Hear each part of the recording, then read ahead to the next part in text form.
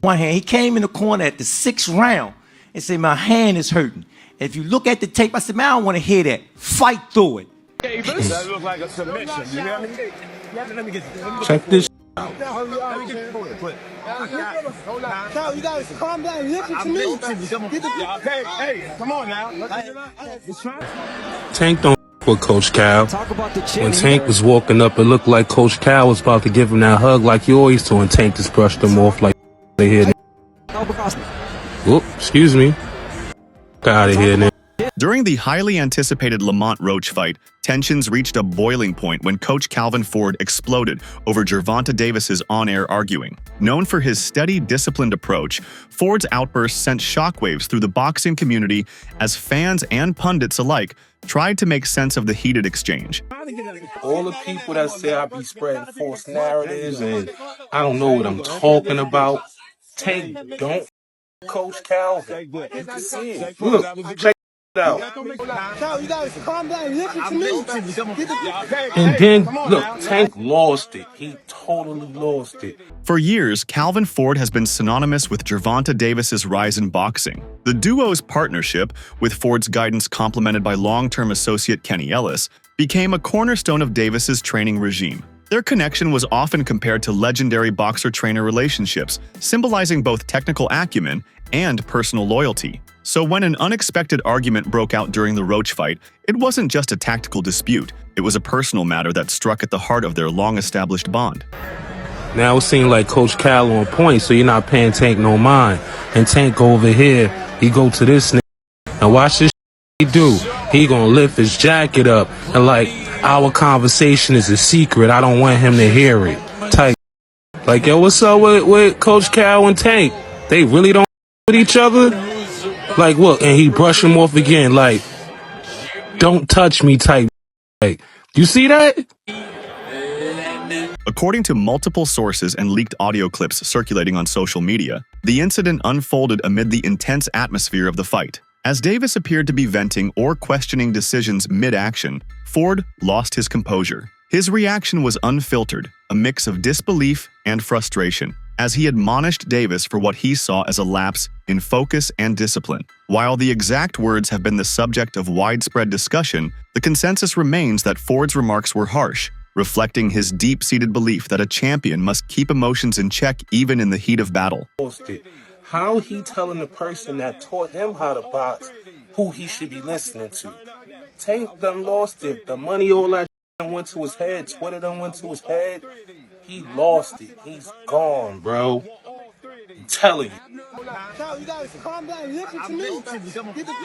Hey, come on now. Clips of Ford's tirade have gone viral, with fans divided between those who applaud his no-nonsense approach and others who sympathize with the immense pressure Davis faces in high-stakes bouts. Analysts argue that such moments, though controversial, expose the raw intensity of the sport. Some see it as a necessary wake-up call, while others worry it might disrupt the harmony within Davis's corner. In follow-up interviews, Ford stressed that his stepping back for the Roach fight wasn't a permanent split. Instead, he hinted at a temporary shift in roles, emphasizing that the core training structure remains unchanged and that Davis is still part of his broader family.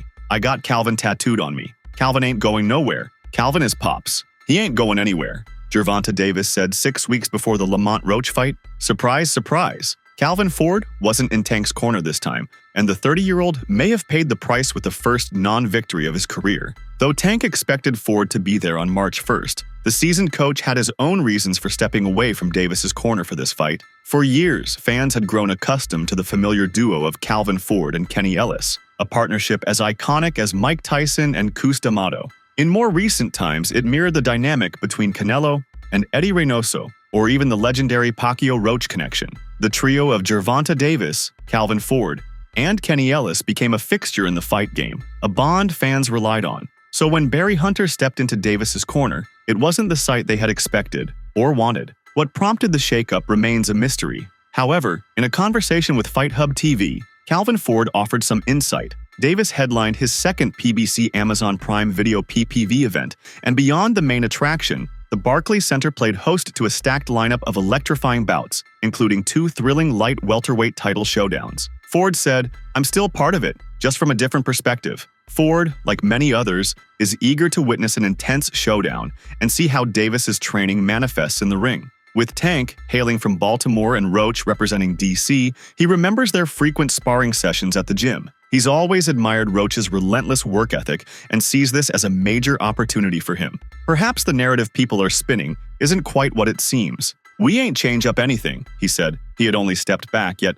the foundation of their training remained unchanged. The reporter was careful to clarify that there was no suggestion of a rift or falling out between Ford and Gervonta Davis. Their question was simply whether this brief separation had strengthened their connection. Much like how time apart can deepen appreciation between family members when they come back together. "No, he came to see me dead. Slow down in worrying about you because boom, he knows that I spend time with my amateurs. You know me. Both of y'all know me very well. I spend time with my amateurs all the time. That's my piece," replied Coach Ford. Although he wasn't personally overseeing Tank's training, just knowing his whereabouts and that he was actively working gave him a comforting sense of reassurance. He realized that time apart from Davis had given them both a deeper appreciation for their connection. When he stepped back into the gym, Ford could see it in the lightweight champion's eyes. He had been missed just as much as he had missed him. Barry Hunter also offered a similar form of assurance. "Calvin will be there, Coach Barry will be there, Coach Boogie will be there, and Kenny will be there as well," he said during an interview. Although Calvin Ford and Kenny Ellis won't be in Tank's corner, he'll still have the support of other coaches. Downplaying the significance of the change, Hunter pointed out that this isn't the first time adjustments have been made to Tank's corner. Hunter had been connected to Tank since his early amateur days, making him no stranger to the team. Like Ford, he pointed out how the internet is often a breeding ground for misinformation, with people quick to assume without understanding the full picture. He reinforced that, to him, Tank is more than just a team. It's family. Therefore, supporters may be confident that it appears to be a brief change that could return to the previous structure when Gervonta Davis returns in a few months. However, this explosive episode serves as a reminder of how even the most successful teams are not immune to internal friction. For Davis, the incident could prompt a period of introspection, ensuring that passion on the mic doesn't spill over into the ring in a way that compromises performance. For Ford, it's an opportunity to reassert his authority and commitment to the discipline that has driven his fighters' success. In the intense realm of professional boxing, moments like these are as unpredictable as they are inevitable. Calvin Ford's fiery response isn't just about a single incident. It underscores the high stakes and razor-thin margins that separate victory from defeat. Whether this will lead to long-term changes in Davis's approach or simply be a blip in an otherwise storied career remains to be seen. But one thing is clear: the passion, loyalty, and occasional volatility behind the scenes continue to fuel the drama that makes boxing one of the world's most riveting sports. Roger never got Trainer of the Year when Floyd was Fighter of the Year. Yeah. His dad never got Trainer of the Year. So, I've been openly expressing that. And I think it's time that Calvin gets his just due. Yeah. During the battle with Roach, Davis took a knee, but the referee did not declare it a knockdown, allowing the American to use a towel to wipe his eyes. The bout ended in a majority draw, with two judges scoring at 114-114 and the third narrowly favoring Davis at 115-113. However, a single knockdown by Roach could have tipped the scales in his favor, securing him the victory if everything else had played out the same. The commission relied on the referee's in-ring judgment, claiming that a technical issue barred the use of a replay within the usual allotted time for review. Davis claimed that he took a voluntary knee because oil from his hair was dripping into his eyes. The possibility of overturning the outcome was not mentioned by the commission. It did say in a statement that it wanted to ensure technical issues do not occur in the future that prevent the delivery of ringside instant replay feeds to the commission's officials when needed. Davis held on to his WBA lightweight title after a hard-fought draw, but the result sparked instant demands for a rematch against WBA super featherweight champion Roach, the underdog who had defied expectations from the opening bell. Lamont Roach's representatives have issued a legal notice to the New York State Athletic Commission, demanding that his majority draw against Gervonta Davis be overturned. A knockdown should have been acknowledged, but beyond that, Davis risked disqualification when his trainer, Calvin Ford, stepped onto the ring apron and wiped something from his fighter's face, just moments after he went down on one knee. Roach's attorney, Greg Smith, formally petitioned the NYSAC today, urging them to overturn the fight's outcome and declare his client the rightful winner. Dan Raphael of Fight Freaks Unite was the first to break the story. Part of the letter read, "The sequence of acts taken by Mr. Davis, turning away from the action mid-round, walking to his corner, and partially exiting the ring, was a clear indication that he had retired or quit the match. It further read, Mr. Roach is confident that the commission will agree with the millions who have seen the fight and determine that Mr. Roach is the true winner of the bout, either via TKO due to Mr. Davis removing himself from the bout or being disqualified for carrying an illegal irritant into the ring, or via decision after scores have been adjusted to reflect the knockdown. The ring confirmed on Sunday that WBA President Gilberto Mendoza intends to push for a rematch between Davis and Roach. Both fighters have already expressed their eagerness on social media, making it clear they're ready for a second showdown. After the fight, a Team Davis representative contacted Top Rank to explore the possibility of a showdown with Vasily Lomachenko later this year. Davis's rivalry with Roach is far from settled, and all signs point to Roach securing a lucrative rematch before any other developments unfold. You know something funny? When we was talking in like the 12th round, I think the 12th or 11th, we was talking shit, right? But he like, you ain't gonna win. I said, why not? What you talking about? He like, they ain't gonna give it to you. I said, oh, is that right? So, you know, that's how boxing work. It's sad to say, you know, that's how boxing work. I'm not like totally upset. I figured with a superstar, you won't get too much on paper. But I damn sure thought I had it. Especially when they announced the score for him. I was like, oh, they gonna give me a split decision win. I was like, oh yeah. I was like, oh here it go. But as soon as I heard that 114, I was just like, damn, all right, it's over with.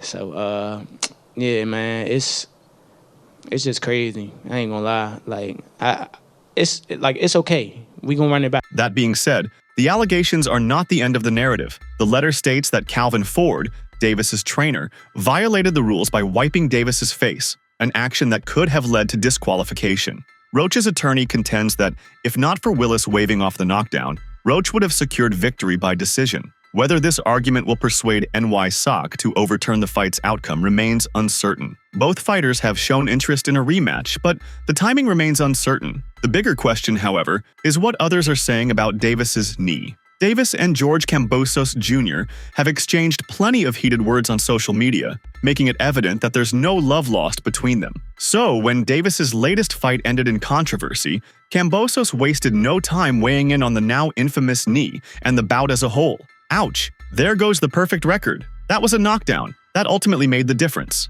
Kambosos clarified that, in his opinion, it was a knockdown and that it ultimately had an impact on the fight. He added, "The dwarf had a go at me from my losses to Haney and Loma. Time to look at yourself. Wanky Tanky, great work, Roach. Respect, Tanky the jig is up. It seems like Gervonta Davis just can't catch a break. Whether the appeal changes anything remains uncertain, but if it does, his career could face a serious setback. How do you see this playing out?" As anticipated, the decision has sparked outrage across the boxing world. Fans and analysts alike have voiced strong opposition to the refereeing call, fueling a wave of controversy. The backlash has been so intense that the New York Athletic Commission is now re-examining the ruling. Meanwhile, Lamont Roach appears unfazed, confident that the final verdict will swing in his favor. On Monday, the Reaper turned to Awas to share an update on the NY-SOC's ongoing investigation. Though the Washington native is eager for a rematch to reclaim his honor, he's not opposed to an official review, one that could not only refine his record, but also deliver the justice he's after. And judging by his tone, he seems certain that the outcome will be in his favor. He wrote, "Word round the block you all favorite fight, finna be 31 not 30-01, claiming that some insider sources have told him that the NY-SOC review might favor him. This turn of events could hand Gervonta Davis his first professional loss since his debut over a decade ago. Meanwhile, Roach is well aware of the significance. If the fight result is overturned, he would officially become a two-time two-division champion. Having already secured the WBA Super Featherweight title in 2023, a reversal by the NY-SOC would also place Tank's WBA lightweight belt in his hands. Such a milestone would catapult Roach to stardom, cementing him as the only fighter to have ever defeated the Maryland native. Although Roach is optimistic that the ruling would go in his favor, the commission has disclosed the reasons why Gervonta Davis's kneeling did not result in a knockdown. A NY-SOC spokeswoman said that a technical issue prevented them from reviewing the 9th round incident. While talking to ESPN, the spokesperson claimed, "During the round in question, Following the commission's request for the replay video, there was a technical issue preventing the commission from receiving it within the allotted time for review. The glitch couldn't have come at a worse time, and because of it, the referee's in-ring decision was relied up and the fight continued, claimed the spokesperson. If the NYSOC had the power to review the replay, the outcome might have shifted against Gervonta Davis, possibly marking a loss on his record. Instead, it was Lamont Roach who was denied his moment of victory. Lamont Roach is likely counting on the NYSOC to obtain the right footage, giving the commission a chance to reevaluate the situation. Meanwhile, things have taken a disastrous turn for Gervonta Davis. The fallout from the March 1st bout hasn't just dented his reputation as a dominant force, it's also casting a shadow over his legacy. Didn't get what the decision I want, but we didn't get a loss either, so I felt like I won it, the last couple rounds, so it's cool. Lamont is a great fighter. Hopefully I can get that rematch because I know what I can do in a fight, but it's cool. Meanwhile, Dan Raphael of Fight Freaks Unite revealed on Tuesday that Greg Smith, legal representative for Roach Jr., has formally petitioned New York State Athletic Commission Executive Director Matt DeLalio. In a 4-page letter, Smith urges the NYSOC to overturn the majority draw and award Roach Jr. the victory. The NYSOC has addressed the controversy, stating that it is actively reviewing referee Steve Willis's contentious 9th-round call. According to the commission, technical difficulties prevented an immediate reassessment of the decision. Adding to the storm of reactions, Claressa Shields, who has had a less than amicable history with Gervonta Davis, voiced her belief that the outcome might have unfolded differently. Claressa Shields was answering a question from a user. In your opinion, was the fight judged correctly? The poser read. Curiously, that came after Shields defended Gervonta Davis from accusations that he is overpriced. Although Davis had a difficult night against Lamont Roach Jr., she thought it was more of a off night than evidence that he isn't a top player. Shields hypothesized that his performance might have been influenced by outside variables, such as his argument with his corner and perhaps the oil in his hair. And the arguing with corner and grease in his hair didn't help, said the 2-time Olympic gold medalist. Despite the controversy surrounding the fight's outcome, the Flint native stood firm in his belief that Davis remained a formidable and highly skilled competitor. However, given the judges' scores and the pivotal 9th-round incident, Shields maintained that Lamont Roach Jr. deserved the victory. If one judge had Tank 115-113 and the others had it even 114-114, I believe Roach won the fight because that knee he took was 100% a knockdown, she said. At the same time, she admitted it was a razor-close battle. Interestingly, a boxer who had been challenging Davis for a match asserted afterward that the result had played out just as he had expected. After the battle, Shakur Stevenson was a happy man. Know why? The WBC lightweight champion hopped on X to reveal, "I made at least $20K tonight on Lamont." When asked who he saw winning the fight, Shakur said to Fight Hub TV, "Lamont, we're going to see if Tank fight happens for him. I'm the best fighter in boxing. I've been saying this. I think he got overconfident. I think he was thinking Lamont wasn't that good. I told everybody how I thought the fight was going to go. The fight went exactly how I said. Exactly. And yet, he was not the only one who thought Lamont won. Terrence Crawford, another bitter rival of Gervonta Davis, had previously made his position very apparent. After the match, the multi-division champion contended, Roach won, and that should have been called a knockdown. Let's see what happens. Like many others, he later thought the Reaper had been robbed after the verdict. Challenging the referee's call, Crawford referenced a well-known moment from Floyd Mayweather's career. The undefeated former champion found himself touching the canvas for the first time in 2001 during his bout against Carlos Hernandez. In the 6th round, Mayweather, reacting to pain from an injured hand, briefly made contact with the mat. The referee, adhering to the rules, promptly administered the mandatory knockdown count. Now, as Roach Jr. and his team push to have the ruling overturned, Floyd Mayweather's uncle, Jeff Mayweather, has weighed in on the controversy. Jeff Mayweather hasn't held back in voicing his take on the matter. Mayweather expressed his resentment on the Mayweather channel on Tuesday. The legendary trainer was quite unhappy with how things went down and claimed, "If you go by the rules of boxing, it was a knockdown. That's what they're doing. They're boxing, so yeah, supposed to count it as a knockdown." The 60-year-old claims that Lamont Roach's strike was insufficiently powerful to render Davis unconscious. One thing in boxing is that there are shots that people get hit with and then it's a delay reaction. I wouldn't say that because I don't think that the punch was that big. It wasn't a knockout punch or anything like that, he said before adding, "But still, When you take the consideration of doing that on your own, you're supposed to be penalized for it. The controversy ignited when Gervonta Davis shocked the crowd by voluntarily taking a knee and heading toward his corner early in the 9th round. Despite what should have been ruled a knockdown, referee Steve Willis chose to let the fight go on. Not only did he refrain from starting a count, but he also opted to give Tank nothing more than a warning, adding fuel to the debate. In the meantime, the 60-year-old veteran also called out referee Steve Willis's errors. He said,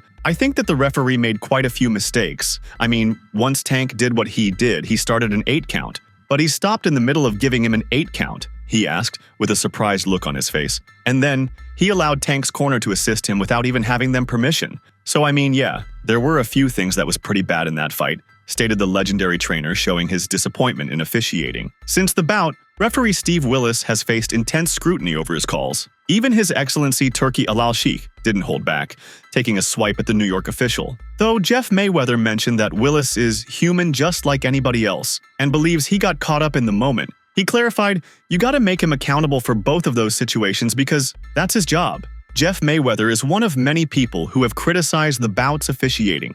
As the fight ended in a draw, Claressa Shields tweeted, "How much they paying the ref? This is crazy." Ryan Garcia was unhappy as well and posted a message on X stating, "Lamont won that. Not calling that knockdown is the most wild thing I ever seen in boxing. That type of stuff makes boxing look bad." Meanwhile, Davis maintains that victory was unjustly stripped from him, suggesting he was the rightful winner. "They took the fight from me and made it a draw because I did that bullshit knee, but I landed the most punches in the fight. He didn't even hit me with a punch when I took the knee. I get it though. I shouldn't have done that, but that hair grease was burning my eyes," Davis wrote on X in what appears to be a now-deleted post. So that's all from today's video. If you enjoyed it, remember to leave a like, subscribe, and ring that bell icon so you never miss our upcoming videos.